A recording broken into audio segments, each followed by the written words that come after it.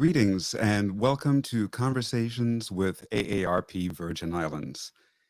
I am Troy Schuster. I'm the director of AARP in the Virgin Islands. And today we have with us members of the leadership team at the Virgin Islands Department of Labor.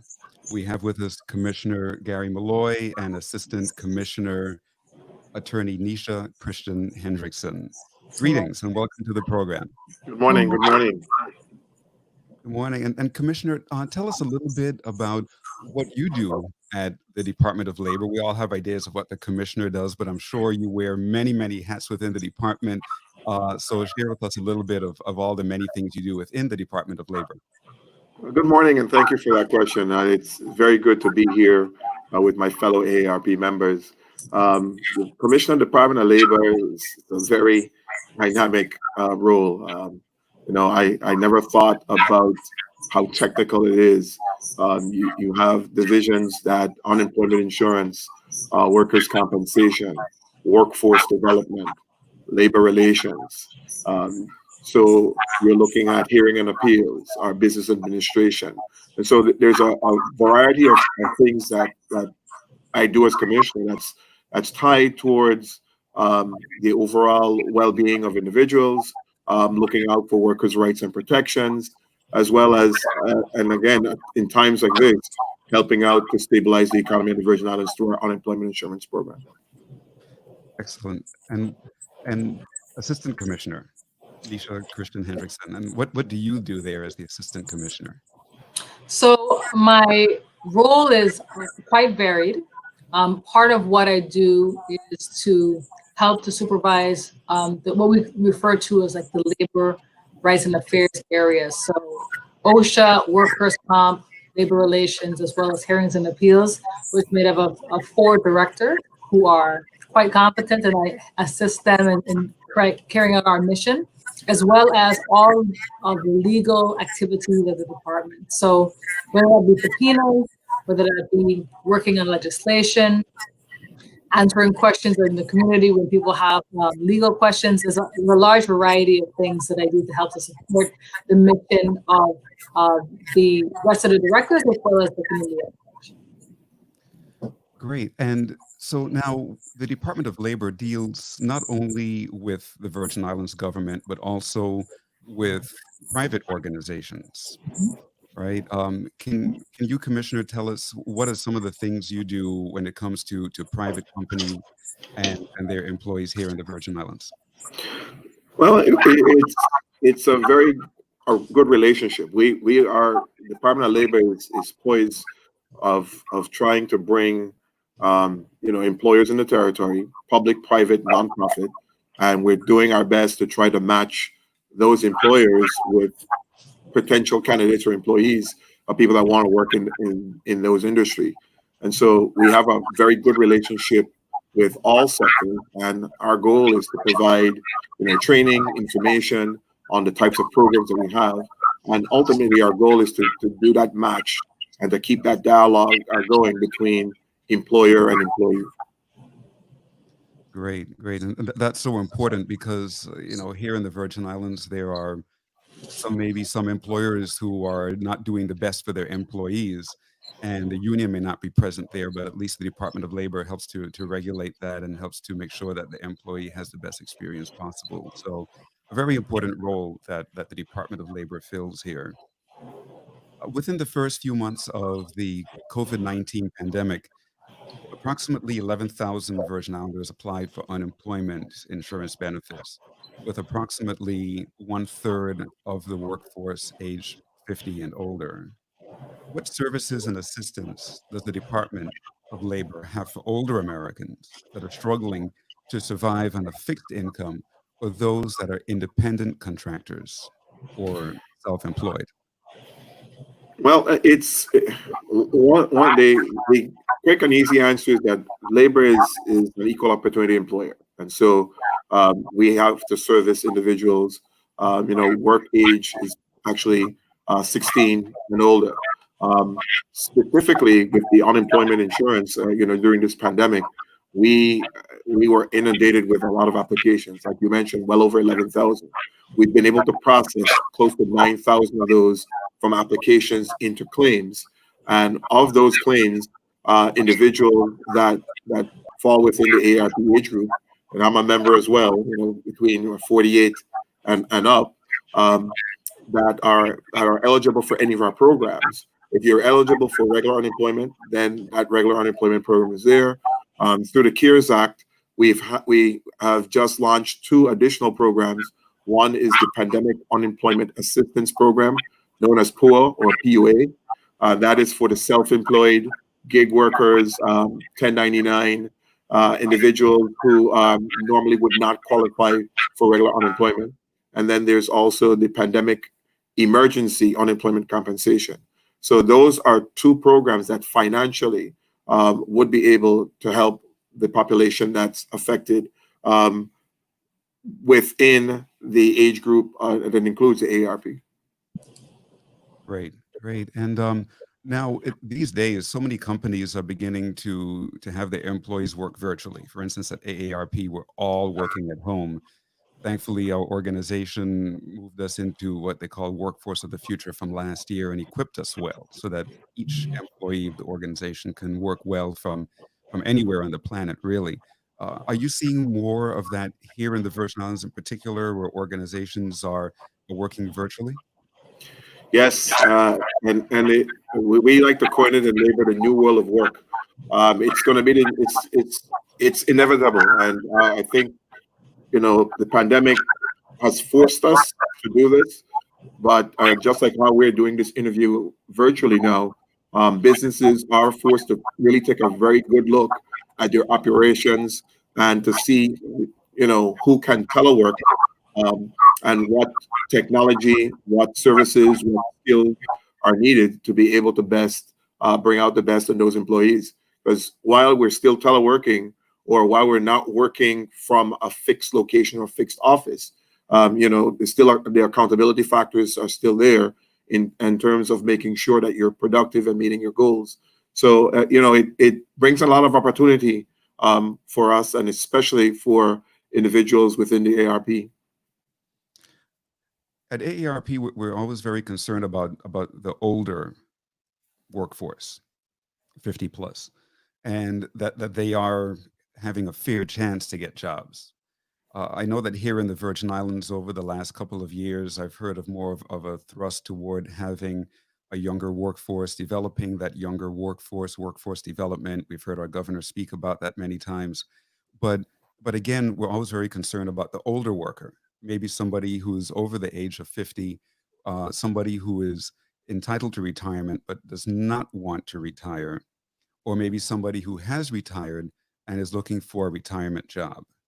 So, what services are available to older Virgin Islands to prepare them to re-enter the workforce during this pandemic and even after? And Assistant Commissioner, if you will answer that question for us.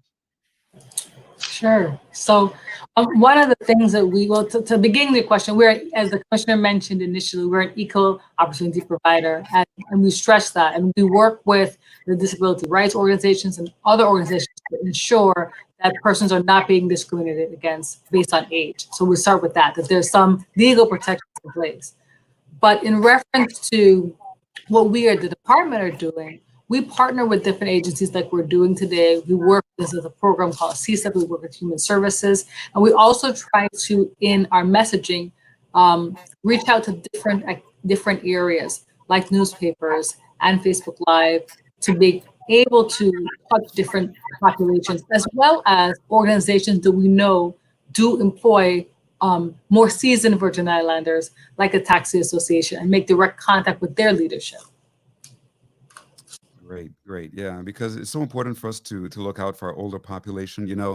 People are living longer. It's amazing how much longer people are living. And people are realizing that they're running out of savings in the retirement. If they retire at 50, they're running out. And as we know, GERS is a major problem for those who are government employees, but not only retired government employees, but those who are soon to retire. So at AARP, we're always encouraging people to to reimagine their life, right? Life reimagined and so forth, and disrupt aging. That's a big thing for us now, disrupting aging and seeing ways in which they can turn their hobby into a business, become an entrepreneur, or retrain themselves to enter the workforce. These days it's all about the internet and email and creating PDFs and all of these kinds of things a lot of older people don't know. So we're at AARP, we're always advocating and even doing so right here at the Department of Labor, asking you to be extremely mindful of this older workforce and finding more creative ways to reincorporate them and to get them back to working, especially when it comes to this virtual work. I mean, especially for older people who may not be so tuned into the digital platforms. But we thank you for being mindful of that. And again, Commissioner, thank you for being a member of AARP.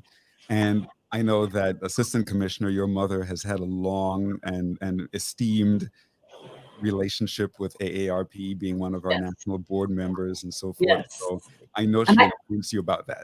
yes, and I actually had a short stint working a couple summers in the legal department there in the national office. So I'm not at an AARP level just yet, but I do have I have been a part of the AARP family. Oh, really? Excellent. I didn't realize you worked in the legal department there for a while. We have quite an impressive legal department at AARP. And also, a lot of people don't realize that they don't do a whole lot of work in this area here in the Virgin Islands, but we have legal counsel for the elderly, Mm-hmm. AARP, where we file class action lawsuits and so Right. forth to help people who are being discriminated against or put down in some way.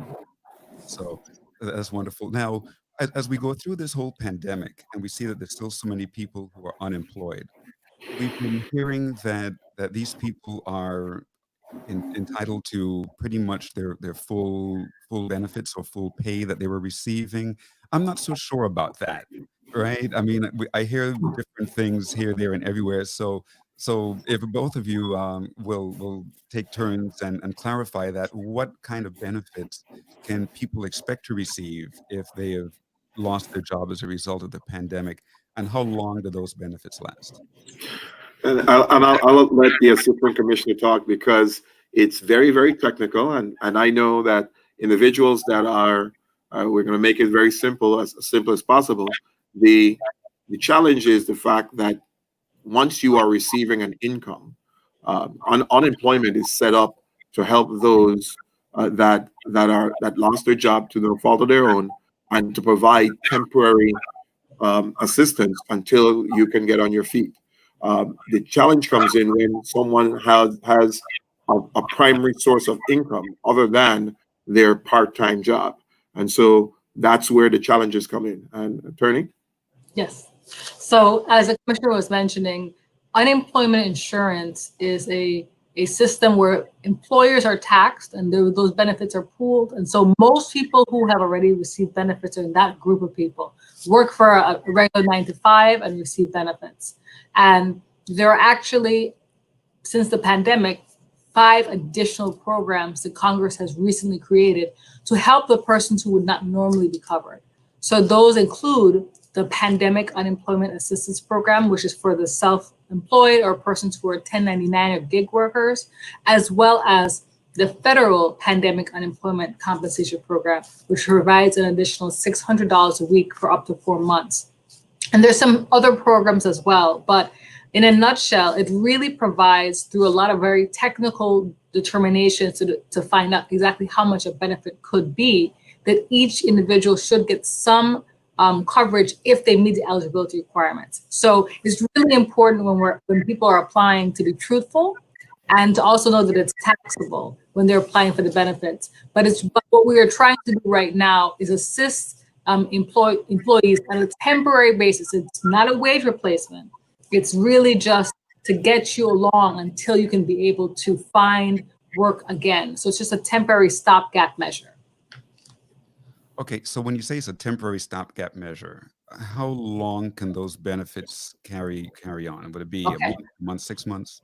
Right. So up to 39 weeks is the maximum. Under regular unemployment, it's 26 weeks, but there's also the extended benefit program and also the pandemic employment compensation program. So those two programs can provide an additional 13 weeks each. So basically, in totality, 39 weeks. So you're looking at a significant period of time to get you through, but it's still temporary. You're not going to really get much benefit after 39 weeks.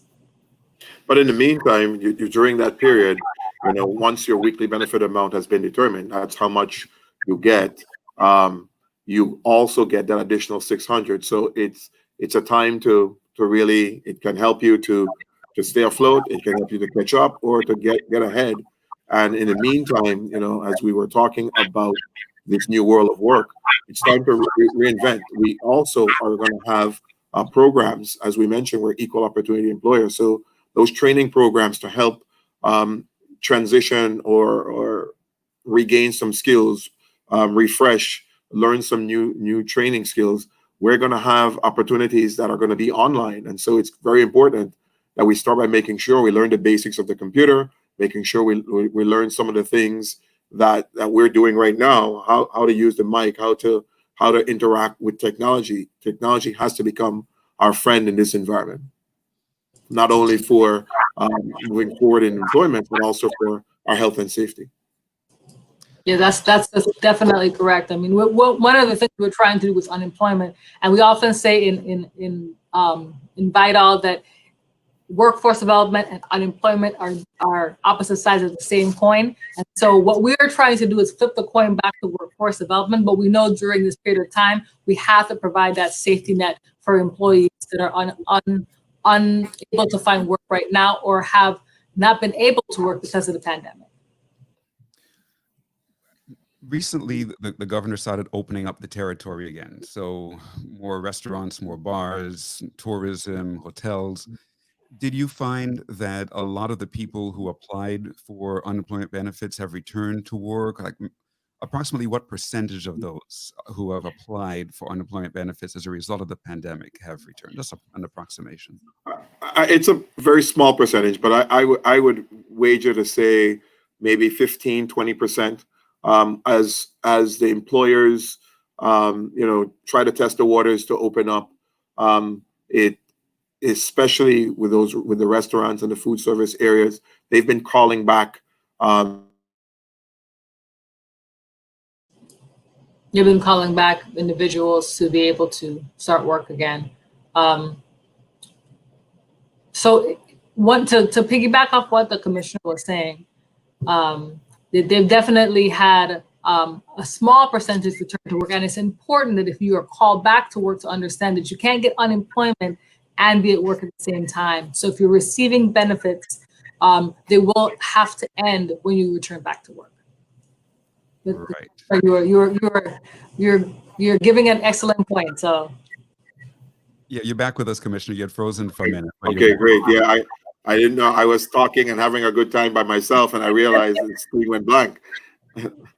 But it's important. The unemployment rate for June is about 12.1% territory-wide, and you're looking at St. Croix being at 10.1%, and St. Thomas St. John being at 13.7%. So you're looking at this economy moved from one where just in January, actually, let's go to February. February, our unemployment rate for the territory was 4.5%. So we were at a point where there were more jobs available than individuals to work, and so the membership of the AARP would have had a great opportunity to find ways to supplement their income. Now the unemployment rate is starting to shoot up again. It's really, really unstable, and so the employment opportunities are going to be smaller. It's going to be in their best interest to make sure that we again retrain, focus on the skills that are here. There's going to be a lot of need for what we like to call institutional knowledge.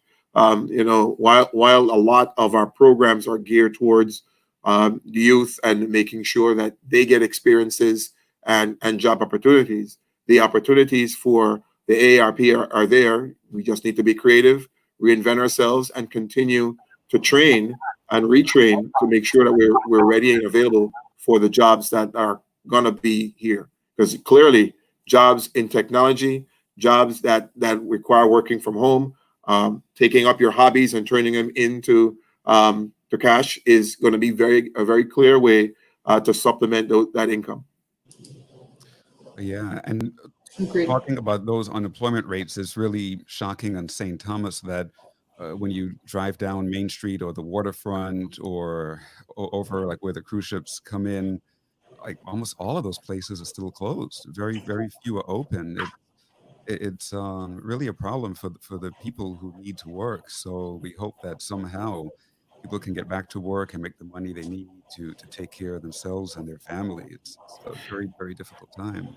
And that challenge is real. And again, it simply becomes health first. Right. Companies, employers are looking to reinvent themselves and doing safety first. So you're looking at, I like to think about it when we hear social distancing. I kind of cringe at when I hear that term, because we as Caribbean people and as we get older, we tend to want to socialize more.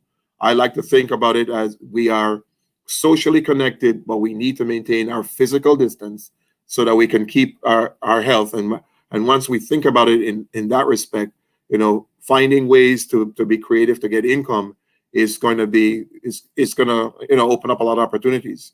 Think about some of the ways that we can reinvent what we're doing right now, but from a physically distant perspective, opens up a new world for us to really think about.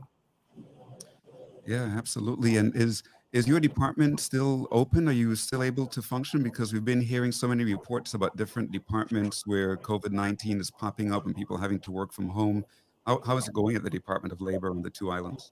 Well, I'm going to show my age, as the old people said. Let me knock on wood. We have been very, very lucky, and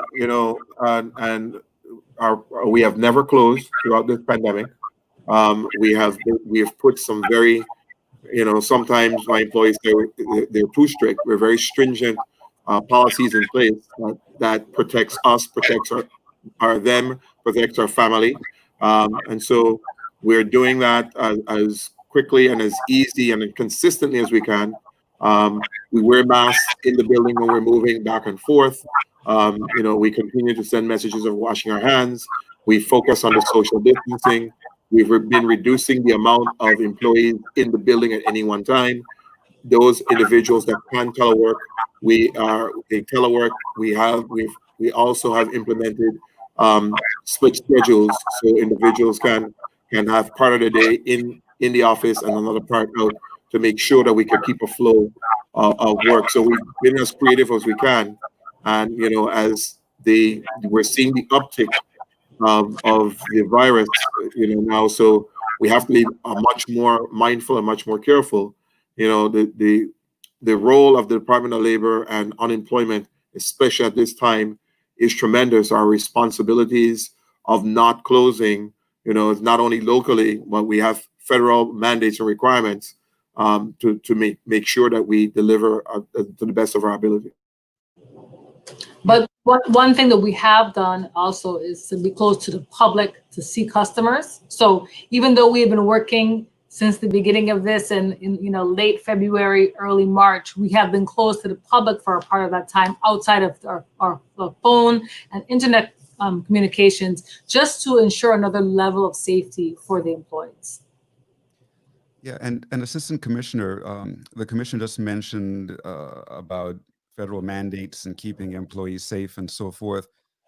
What role, or does the Department of Labor play any role in helping the workforce stay safe across the VI government, and what about in the private sector? Can you speak to that? Yes, I can. So a part of what we do here is that OSHA is primarily focused on the government sector. So we do not have authority currently in the private sector, but we do have a close relationship with our federal partners. And so if we see concerns, we do report that to them. But OSHA is the authority in the government sector. So if there are concerns in any government agencies, and even in the semi-autonomous agencies, that's where we come in and do consultations, we do investigations, and we do a variety of functions to keep the people of the Virgin Islands safe. Our director, Dean Andrews, is constantly on calls on a regular basis to stay as up to date as possible and to be able to share what needs to be done with our community. Great. So in other words, then OSHA and the Department of Labor work hand in hand. OSHA is a part of the Department of Labor. It's one of our 10 areas that we are housed in our department. And very carefully, while it's a part of us, it still has its separate mandates. So if they have to regulate us, they have to regulate us. That's correct. Right. Okay. I often wonder that because I've always heard of OSHA, but I never knew its relationship to the Department of Labor, if it was something totally different. So thank you for making that clarification. And yeah, OSHA indeed does have a huge role to play in keeping the working. And the role for us here is clearly within the public sector. So locally, OSHA deals with the public sector, and then all of the private sector is really managed federally and through the inspectors coming from Puerto Rico. So we have a very good relationship working with them to make sure that any of the inquiries or any of the concerns are met. And so, but locally, on Department of Labor, we're focused primarily on the public sector. Okay, so I guess OSHA is very, very, very busy these days. That's an understatement. Yeah, really, really important. Provided assistance with the census, provided assistance with Sierra Leone Airport, the Alexander Hamilton Airport, providing assistance to any of the government agencies as we, reinvent or reopen, and making sure those administrative controls are in place. Excellent. Great. And as we're coming close to the end of our interview, our conversation here, tell us how the public can learn more about the Department of Labor, all of the services that you offer, and if they need personal assistance, how can they access that, especially with the different shifting timeframes and some of your employees working from home, et cetera? I'll talk about the website real quick, and I'll ask attorney to talk about the call center. Our website, www.vidol.gov. That's where you can go to get a lot of information about all our agencies, everything that we do at the Department of Labor. Personal contact, attorney? Yes, sure. So it's 1-877-374-0356 is our call center, and they can answer some basic questions and also help you fill out the forms for unemployment if you're having trouble doing it online. So once again, the number is 1-877-374-0356. Thank you so much. 24 hours. 24 hours. 24 hours, great. Great. so Well, thank you both so much for taking time out of your busy day and in the middle of all of this crisis to be with us and to bring this important information to our people. Again, a reminder to our viewing public, this will also be on the radio, WTJX, and on television, again, on WTJX Local Channel 12. So please consult their Facebook page, their website for the times of rebroadcast. So again, thanks to both of you.